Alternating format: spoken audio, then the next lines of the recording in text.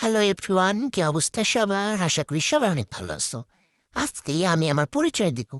আমি হচ্ছি আমার মায়ের একমাত্র রাজপুত্র, টুনটুনিওয়ালা একটা বিলাই। আমার নাম হচ্ছে রসগোল্লা। যদিও আমাকে এই নামে ডাকলে আমি শুনি না, কারণ আমি একটা ম্যাও। আমাকে ম্যাও বললে আমি শুনি, তাছাড়া আমি শুনি না। আর আমাকে এমনি ডাকলেও আমি কারোর কাছে যাই না, শুধু ক্ষুধা লাগলে তখন আমি ডাকলে যাই, তাছাড়া আমি একদিনে কাউকে পাত্তা দেই না। আমি বাড়িতে খুব ইগো নিয়ে চলি ফিরি, সারাদিন আকাম করি, ঘরের ভিতরে পিপটি করে রাখি, মাঝে মাঝে আমার আম্মুর জ্বালাই নানিরে জ্বালাই। এই তো এখন হচ্ছে যে দেয়ালে কি যেন লেগে আসে সেগুলো দেখতেছি, রংটং ঠিক আছে কিনা। মানে এই বাড়িতে থাকি, আমার একটা দায়িত্ব আছে, তো নাকি পর্যবেক্ষণ করতেছি আর কি। আমি আমি সারাদিন তেজ দোলাই ঘুরে ফিরি।